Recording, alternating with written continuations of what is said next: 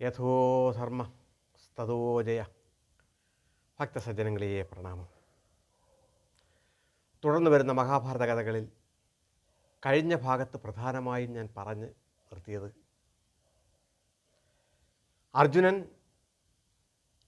പാശുപതാസ്ത്ര ലഭ്യതയ്ക്ക് വേണ്ടി ഹിമാലയ താഴ്വരയിലെത്തി മഹാദേവനെ തപസ് ചെയ്യുന്നതും ഘോരമായ അർജുനൻ്റെ തപസ് കണ്ട് സംപ്രീതനായി എങ്കിലും അർജുനനെ പരീക്ഷിക്കുന്നതിലേക്ക് വേണ്ടി ഒരു കിരാതവേഷത്തിൽ മഹാദേവൻ അർജുനന് മുന്നിലെത്തുകയും അർജുനനുമായുള്ള യുദ്ധവും തുടർ പൂജകളും എല്ലാം കണ്ട് സംപ്രീതനായ മഹാദേവൻ അർജുനന് പാശുപതാസ്ത്രം നൽകുന്നതും മഹാദേവൻ്റെ അനുഗ്രഹത്താൽ തന്നെ അർജുനൻ ആഗ്രഹിച്ചിരുന്ന ദേവന്മാരെല്ലാം ദേവേന്ദ്രനടക്കം അർജുനൻ്റെ മുന്നിൽ പ്രത്യക്ഷനാവുന്നതും അവരോരോരുത്തരും വിവിധ ആയുധങ്ങൾ അർജുനന് സമ്മാനമായി നൽകിയതിനു ശേഷം ദേവേന്ദ്രൻ സ്വപുത്രൻ തന്നെയായ അർജുനനെ ദേവലോകത്തേക്ക് ക്ഷണിക്കുന്നതും ആയ ഭാഗമാണ് കഴിഞ്ഞ ഭാഗത്ത് പ്രധാനമായും പറഞ്ഞത്. ദേവന്മാരെ വേണ്ടുന്ന വണ്ണം അർജുനൻ പൂജിച്ചതിനു ശേഷം വീണ്ടും അർജുനനെ അനുഗ്രഹിച്ച് ദേവന്മാർ അപ്രത്യക്ഷമാവുകയും മഹാദേവൻ്റെ അനുഗ്രഹത്താൽ പാശുപതാസ്ത്രം ലഭിക്കുകയും ദേവന്മാരുടെ അനുഗ്രഹത്താൽ ഓരോ ആയുധങ്ങൾ ലഭിച്ചതിൻ്റെയും സന്തോഷ സംപ്രീതനായി നിൽക്കുന്ന അർജുനൻ്റെ മുന്നിൽ ദേവേന്ദ്ര നിർദ്ദേശപ്രകാരം ദേവരഥം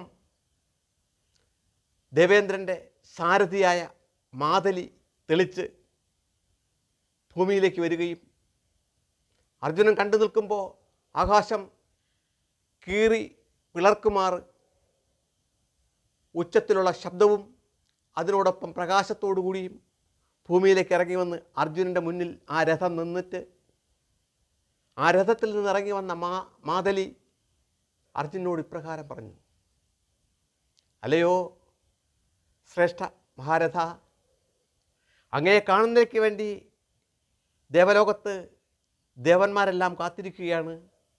അങ്ങയെ കൂട്ടിക്കൊണ്ടു പോകുന്നതിലേക്ക് വേണ്ടിയാണ് ഈ രഥം ദേവേന്ദ്രൻ അയച്ചിരിക്കുന്നത്. അങ്ങിതിൽ കയറിയാലും നമുക്ക് ദേവലോകത്തേക്ക് പോകാം എന്ന്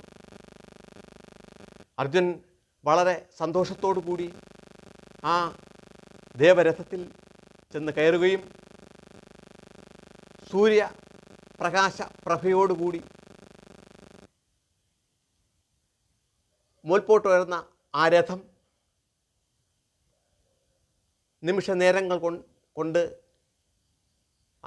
അന്തരീക്ഷത്തിലൂടെ സഞ്ചരിച്ച് അത് ദേവലോകത്തെത്തുകയും ദേവലോകത്തിൻ്റെ വിവിധ ഭാഗങ്ങൾ സഞ്ചരിച്ച് അത് ദേവേന്ദ്ര കൊട്ടാരമായ അമരാവതിക്ക് മുന്നിലെത്തി നിൽക്കുകയും ചെയ്തു. സന്തോഷമായി ആ രഥത്തിൽ നിന്ന് പുറത്തിറങ്ങിയ അർജുനനെ കാത്തു നിൽക്കുകയായിരുന്ന ദേവന്മാരെ എല്ലാം കണ്ടതിന് ശേഷം ഇന്ദ്ര സമീപത്തെത്തുകയും ഇന്ദ്രൻ വളരെ സന്തോഷത്തോടു കൂടി അർജുനനെ പിടിച്ച് ഇന്ദ്രൻ്റെ സിംഹാസനത്തിൽ തന്നെ ഇരുത്തി ആദ്യം അർജുനനെ ഇന്ദ്രൻ മടിയിലിരുത്തി കൈകളിൽ ചുംബിച്ചതിന് ശേഷം ഇന്ദ്രനോടൊപ്പം ഇന്ദ്രരഥത്തിൽ തന്നെ ഇന്ദ്ര സിംഹാസനത്തിൽ തന്നെ ഇരുത്തുകയും ഈ സമയം ഗന്ധർവന്മാർ അർജുനനെ സന്തോഷിപ്പിക്കുന്നതിലേക്ക് വേണ്ടി അതിമാധുര്യമായ പാട്ടുകൾ പാടുകയും ആ ദേവ നർത്തകിമാരായ ഉർവശി, മേനക, രംഭ, തിലോത്തമമാരും പരിചാരികമാരും അതിമനോഹരമായി നൃത്തം ചെയ്യുകയും അങ്ങനെ അർജുനനെ വളരെയധികം സന്തോഷിപ്പിക്കുകയും ഇതെല്ലാം കണ്ട് സംപ്രീതനായ അർജുനനെ തുടർന്ന് ഇന്ദ്രൻ സ്വവസതിയിൽ തന്നെ താമസിപ്പിക്കുകയും ചെയ്തു. തുടർന്ന് അർജുനനെ വജ്രായുധ പ്രയോഗവും ഇടുത്തി പ്രയോഗവും തുടങ്ങി ദേവലോകത്തുള്ള ദിവ്യ അസ്ത്രപ്രയോഗങ്ങൾ ഓരോന്നും ഇങ്ങനെ പഠിപ്പിക്കുകയും ഗന്ധർവ രാജാവായ ചിത്രസേനൻ വിവിധ രീതിയിലുള്ള, അതായത് അർജുനനെ സുകുമാര കലകൾ അഭ്യസിപ്പിക്കുകയും സുകുമാര കലകളിൽപ്പെട്ട ആട്ടം, പാട്ട്, കൊട്ട് തുടങ്ങിയവ വളരെ വിദഗ്ധമായി അർജുനനെ അഭ്യാസം പഠിപ്പിക്കുകയും ചെയ്തു. അങ്ങനെ അർജുനൻ ദേവലോകത്തെ യുദ്ധമുറകൾ ഓരോന്നും പഠിക്കുകയും സന്തോഷപ്രദമായി ദേവലോകത്തെ ആനന്ദങ്ങളെല്ലാം അനുഭവിച്ച് സുഖമായി മുന്നോട്ട് പോവുകയും ചെയ്തിരുന്ന ഒരു നാളിൽ അർജുനൻ വസിക്കുകയായിരുന്ന സ്ഥലത്ത് ദേവലോക നർത്തകിമാരിൽ ഏറ്റവും ശ്രേഷ്ഠയായ ഉർവശി അർജുനൻ്റെ അടുത്തെത്തുകയും സൗന്ദര്യത്തിൽ ഏറ്റവും പ്രഗത്ഭമായ സൗന്ദര്യധാമമായ ഉർവശി അനേകം വളരെ മനോഹരമായ രീതിയിൽ അലങ്കരിച്ച് സൗന്ദര്യം കൂടുതൽ വർദ്ധിപ്പിച്ച് രാത്രിയിൽ തൻ്റെ സ്ഥലത്ത്, അതായത് തൻ്റെ ഉറക്ക സ്ഥലത്ത് എത്തിയ അത് കണ്ട് അർജുനൻ അത്ഭുതപ്പെട്ട് അമ്പരക്കുകയും എന്നാൽ പെട്ടെന്ന് എണീറ്റ് വളരെ ബഹുമാനത്തോടുകൂടി ഉർവശിയെ സ്വീകരിക്കുകയും ചെയ്യുകയാണ് അർജുനൻ ചെയ്തത്. ഈ സമയത്ത് ഉർവശി അർജുനൻ്റെ ആദരവ് കണ്ട് അതിൽ പന്തികേട് മനസ്സിലാക്കിയ ഉർവശി അർജുനനോട് ഇപ്രകാരം പറഞ്ഞു: അല്ലയോ അർജുന, ശ്രേഷ്ഠവില്ലാളിയായ അങ്ങയുടെ വീര സാഹസ പ്രവൃത്തികളെക്കുറിച്ച് വളരെ വർഷങ്ങളായി കേൾക്കാനിടയായിട്ടുള്ള ഞാൻ അങ്ങയെ വളരെയധികം മോഹിച്ചിരിക്കുകയായിരുന്നു. അങ്ങയോടൊപ്പം കാമകേളി ആടുന്നതിലേക്ക് വേണ്ടി ഞാൻ ആഗ്രഹിച്ചിരിക്കുകയായിരുന്നു. എൻ്റെ നൃത്ത സന്ദർഭങ്ങളിൽ അങ്ങനെ ഒളിഞ്ഞു നോക്കുന്നത് കണ്ടപ്പോൾ എന്നിൽ മോഹം അങ്ങേക്കും ജനിച്ചതായി എനിക്ക് മനസ്സിലായി. ആയതിനാലാണ് ഞാനിപ്പോൾ ഇവിടെ എത്തിയിരിക്കുന്നത് എന്ന് ഉർവശി അർജുനോട് പറയുകയും, എന്നാൽ ഇത് കേൾക്കുന്ന സമയത്ത് അർജുനൻ തൻ്റെ 2 കൈകൾ കൊണ്ട് 2 കർണങ്ങളെയും അടച്ചിരിക്കുകയാണ് ചെയ്തത്. എന്നിട്ട് ഇപ്രകാരം അർജുനൻ പ്രതിവചിച്ചു: അല്ലയോ മാതേ, ദേവമാതേ, അങ്ങേ അവിടത്തെ ഞാൻ കുന്തിദേവിയെപ്പോലെയാണ് കാണുന്നത്. അങ്ങ് അവിടുന്ന് എന്നെ പുത്രനായി കണക്കാക്കിയാലും ഈ വിധം അവിടുന്ന് എന്നോട് സംസാരിക്കാതിരുന്നാലും എന്ന് അർജുനൻ ഉർവശിയോട് പറയുകയും, ഇത് കേട്ട ഉർവശി: അല്ലയോ അർജുന, ദേവസ്ത്രീകൾ സ്വേച്ഛ പ്രകാരം ജീവിക്കുന്നവരാണ്. അവർക്ക് നിങ്ങൾ ഭൂമുഖത്ത് മാതാവിനും മറ്റ് ബന്ധുജനങ്ങൾക്കും നൽകുന്ന ഓരോ സ്ഥാനവും ഒന്നും ദേവലോക നർത്തകിമാരായ നമുക്ക് ആരും കൽപ്പിക്കാറില്ല. അതിനാൽ ആ വിധത്തിലൊന്നും അങ്ങ് എന്നെ കാണേണ്ടതില്ല എന്ന് ഉർവശി അർജുനോട് പറയുകയും, എന്നാൽ അർജുനൻ വീണ്ടും ഇപ്രകാരം പറഞ്ഞു: അല്ലയോ ദേവമാതേ, അവിടുന്ന് പുരൂരവസിൻ്റെ ഇഷ്ടതാരമായിരുന്നതായി ഞാൻ കേട്ടിട്ടുണ്ട്. ഈ പുരൂരവസ് എന്ന് പറയുന്നത് എൻ്റെ പൂർവകുലമായ പുരുവംശത്തിൻ്റെ തന്നെ സൃഷ്ടാവാണ്. അദ്ദേഹത്തിൻ്റെയും ആ വംശത്തിലെയും ശ്രേഷ്ഠനായ അനേകം വ്യക്തിത്വങ്ങൾ തപശക്തി കൊണ്ട് ദേവലോകത്തെത്തിയവരെല്ലാവരും എല്ലാവരിൽ നിന്നും അവിടെ നിന്നുണ്ടായിട്ടുള്ള സമീപനത്തെക്കുറിച്ച് ഞാൻ അറിഞ്ഞിട്ടുള്ളതിനാൽ എൻ്റെ പൂർവവംശത്തിൻ്റെ തന്നെ ജനനിയായി അങ്ങയെ അവിടത്തെ എനിക്കറിയാവുന്നതാണ്.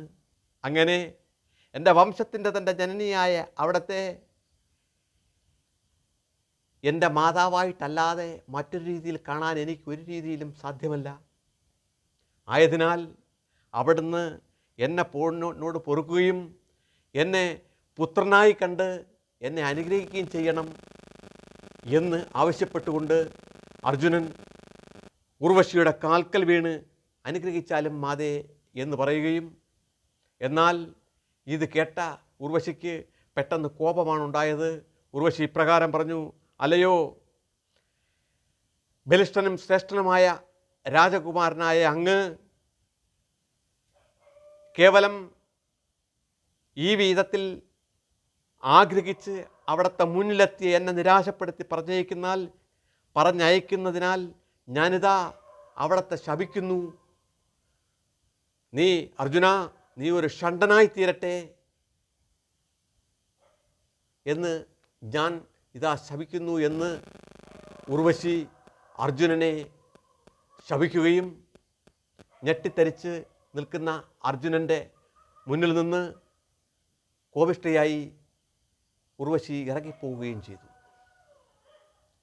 പിറ്റേ ദിവസം തന്നെ ചിത്രസേനൻ മുഖേന ഉർവശിയിൽ നിന്ന് അർജുനന് കിട്ടിയ ശാപം അറിഞ്ഞ ദേവേന്ദ്രൻ അർജുനനെ അടുത്ത് വിളിച്ച് ഇപ്രകാരം അർജുനനോട് പറഞ്ഞു, അല്ലയോ അർജുന, ഉർവശിയുടെ ശാപത്താൽ നീ ഒരു രീതിയിലും ഭയപ്പെടേണ്ടതില്ല. ഉർവശിയുടെ ശാപം നിനക്ക് ഉപകാരമായി വരത്തക്ക രീതിയിൽ ഞാൻ നിന്നെ അനുഗ്രഹിക്കാം. നിങ്ങളുടെ വനവാസ സമയമായ 12 വർഷം കഴിഞ്ഞതിന് ശേഷം 13ാമത്തെ വർഷം 1 വർഷം അജ്ഞാതവാസം നിർവഹിക്കേണ്ട സമയത്ത് ഉർവശിയുടെ ഈ ശാപം നിനക്ക് ഉപകാരമായി ഭവിക്കും.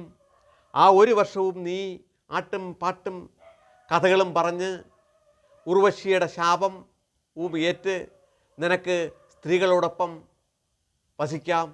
ഈ 1 വർഷത്തിന് ശേഷം നിനക്ക് ശാപമോക്ഷം കിട്ടും. നീ പൂർവസ്ഥിതി ഇപ്പോഴത്തെ സ്ഥിതിയിൽ തന്നെ നിനക്ക് തുടരാം എന്ന് ഇന്ദ്രൻ അർജുനെ അനുഗ്രഹിക്കുകയും ചെയ്തു. ഇത് കഴിഞ്ഞപ്പോൾ അർജുനൻ ഏതൊരു കാരണവശാലും ഇനി ഈ ശാപത്തെക്കുറിച്ച് ഭയക്കേണ്ടതില്ല എന്ന് ഓർത്ത് സന്തോഷിച്ച് ദിനചര്യകൾ കഴിച്ചു കൂട്ടുന്ന സമയത്ത് ഒരു ദിവസം അർജുനൻ ഇന്ദ്രൻ്റെ സഭയിൽ തന്നെ, ഇന്ദ്രസിംഹാസനത്തിൽ തന്നെ ഇന്ദ്രനോടൊപ്പം ഇരിക്കുന്ന സമയത്ത് അക്കാലത്ത് ശ്രേഷ്ഠ ഋഷ്യവര്യനായ ലോമശമ മഹർഷി ദേവലോകത്ത് എത്തുകയും അമരാവതി കൊട്ടാരത്തിൽ വന്ന് ഇന്ദ്രൻ്റെ മുഖം കാണിക്കുകയും ചെയ്ത സമയത്ത് ആ ലോമശ മഹർഷി അത്ഭുതത്തോടുകൂടി ആ ഇന്ദ്രസിംഹാസനത്തിലേക്ക് നോക്കി അവിടെ അർജുനനെ ഇരിക്കുന്നത് കണ്ട് മഹർഷിയുടെ അത്ഭുതം എന്താണെന്ന് മനസ്സിലാക്കിയ ഇന്ദ്രൻ മഹർഷിയോട് ഇപ്രകാരം പറഞ്ഞു, അല്ലയോ മഹർഷി വരിക, അങ്ങയുടെ അത്ഭുതം എന്താണെന്ന് എനിക്ക് മനസ്സിലായി. എന്നാൽ ഈ ഇരിക്കുന്ന അർജുനൻ കേവലം മനുഷ്യനല്ല. അങ്ങേക്കറിയാമോ, ആദിപുരുഷനായ നരനാണ് ഈ അർജുനൻ. ആദിപുരുഷനായ നരനും നാരായണനും ആണ് കൃഷ്ണാർജുനന്മാരായി ഇന്ന് ഭൂലോകത്ത് മനുഷ്യരായി ജന്മം കൊണ്ടിരിക്കുന്നത്. അല്ലാതെ അവർ യഥാർത്ഥ മനുഷ്യരല്ല എന്ന് മാത്രവുമല്ല, അർജുനൻ പലതരത്തിലുള്ള അസ്ത്രപ്രയോഗങ്ങളും ദേവലോകത്തെ യുദ്ധമുറകളും പഠിക്കുന്നതിലേക്ക് വേണ്ടിയും അതിനോടൊപ്പം അർജുനൻ്റെ കർത്തവ്യമായി ദേവലോകത്തെ നിരന്തരം ആക്രമിച്ചുകൊണ്ടിരിക്കുന്ന നിവാത കവചന്മാരെ നിഗ്രഹിക്കുന്നതിലേക്ക് വേണ്ടിയും കൂടെയാണ് അർജുനൻ ഇവിടെ എത്തിയത്. അർജുനനാൽ മാത്രം കഴിയുന്ന ആ നിവാത കവചന്മാരെയും കാലകേയന്മാരെയും നിഗ്രഹിച്ചതിനു ശേഷം എത്രയും പെട്ടെന്ന് തന്നെ അർജുനൻ ഭൂമിയിൽ തിരിച്ചെത്തുന്നതാണ് എന്ന് ലോമശ മഹർഷിയെ അറിയിക്കുകയും മഹർഷിയോട് ഇന്ദ്രൻ ഈ ആവശ്യം അങ്ങോട്ട് ഉന്നയിക്കുകയും ചെയ്തു. അല്ലയോ മഹർഷി വരിക, അങ്ങിപ്പോൾ തന്നെ ഭൂമിയിൽ തിരിച്ചെത്തുമ്പോൾ യുധിഷ്ഠിരനെ പോയി കാണണം.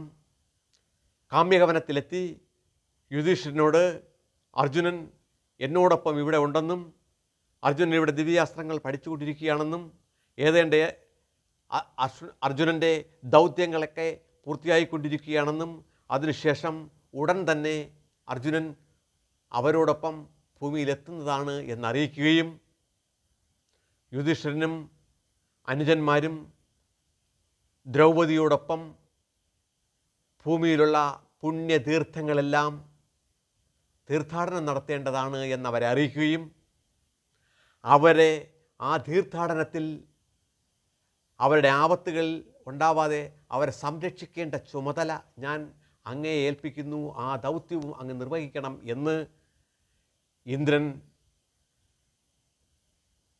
ലോമശ മഹർഷിയോട് ആവശ്യപ്പെടുകയും അപ്രകാരം ഇന്ദ്രനോടും അർജുനോടും ദേവലോകത്തോടും എല്ലാവരോടും യാത്ര പറഞ്ഞ് മഹർഷി വര്യൻ അങ്ങ് ഭൂമുഖത്ത് പോവുകയും ചെയ്തു.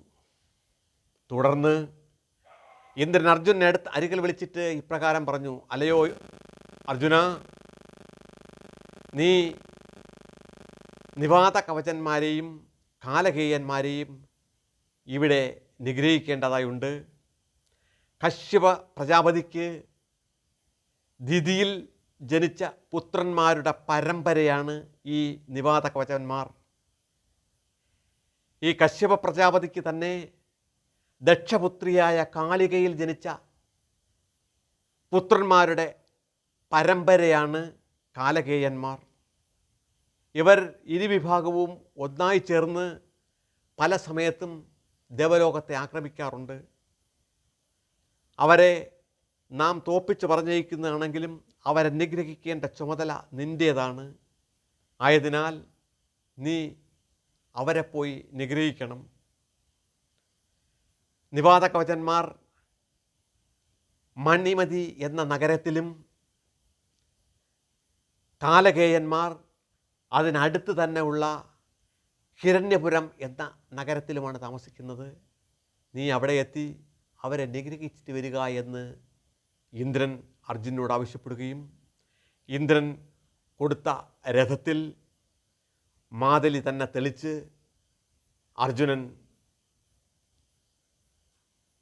ഈ അസുരന്മാരെ നിഗ്രഹിക്കുന്നതിലേക്ക് വേണ്ടി അവിടെ നിന്ന് പോവുകയും മായായുദ്ധവീരന്മാരായ നിവാത കവചന്മാരും കാലകേയന്മാരും പല വിധത്തിലുള്ള മായയിലൂടെ അർജുനെ തോൽപ്പിക്കുന്നതിലേക്ക് വേണ്ടി യുദ്ധം ചെയ്യുകയും എന്നാൽ എല്ലാ മായായുദ്ധങ്ങളെയും അതിജീവിച്ച് അർജുനൻ്റെ അതിനിപുണമായ യുദ്ധനൈപുണ്യം അവിടെ പ്രകടിപ്പിച്ച് നിവാത കവചന്മാരെയും കാലകേയന്മാരെയും അവരുടെ പൂർണ്ണമായ കിങ്കരന്മാരെയും അർജുനൻ ഒറ്റയ്ക്ക് നിഗ്രഹിച്ചതിന് ശേഷം ദേവലോകത്ത് ഇന്ദ്രൻ്റെ അടുത്തേക്ക് തിരിച്ചു വരികയും ചെയ്തു. ഇന്ദ്രൻ്റെ അടുത്ത് എത്തിക്കഴിഞ്ഞപ്പോൾ മാതലി അർജുനൻ്റെ യുദ്ധസാഹസങ്ങളും അർജുനൻ അവിടെ നിർവഹിച്ച ദൗത്യങ്ങളുമെല്ലാം ഇന്ദ്രന് വളരെ വിപുലമായ രീതിയിൽ പറഞ്ഞ് മനസ്സിലാക്കി കൊടുക്കുകയും ഇതെല്ലാം കേട്ടുകഴിഞ്ഞ ഇന്ദ്രൻ വളരെ സന്തുഷ്ടനായതിനു ശേഷം ദിവ്യമായ ഒരു കവചവും പൊന്മയമായ ഒരു കിരീടവും അനേകം രത്നമാലകളും നൽകിയതിനു ശേഷം ദേവദത്തം എന്ന ശ്രേഷ്ഠമായ ശംഖ് അർജുനന് ഇന്ദ്രൻ നൽകുകയും അനേകം ദിവ്യാസ്ത്രങ്ങളും ദേവലോകത്ത് നിന്ന് അർജുനനെ എന്തെല്ലാം പഠിപ്പിക്കാൻ കഴിയുമോ എല്ലാം പഠിപ്പിച്ചതും പ്രയോഗിക്കേണ്ടതുമായ ആയുധങ്ങളും എല്ലാം നൽകിയതിനു ശേഷം അർജുനോട് ഈ പ്രകാരം ഇന്ദ്രൻ പറഞ്ഞു, അല്ലയോ അർജുന, നിൻ്റെ ഇവിടുത്തെ ദൗത്യങ്ങൾ പൂർത്തിയായി, നിനക്കിനി ഭൂമുഖത്തേക്ക് പോവാം, ഭൂമിയിൽ നിൻ്റെ സഹോദരന്മാർ നിന്നെ കാത്തിരിക്കുകയാണ് എന്ന് പറഞ്ഞ് അർജുനന് യാത്രാനുമതി നൽകുകയും ചെയ്തു ഇന്ദ്രൻ. പ്രിയ സജ്ജനങ്ങളെ, ഈ ഭാഗം ഞാൻ ഇന്നിവിടെ നിർത്തുന്നു. തുടർ ഭാഗങ്ങളിൽ തുടർ കഥകൾ കേൾക്കാം. തൽക്കാലം നിർത്തട്ടെ. ലോകാ സമസ്ത സുഖിനോ ഭവന്തു.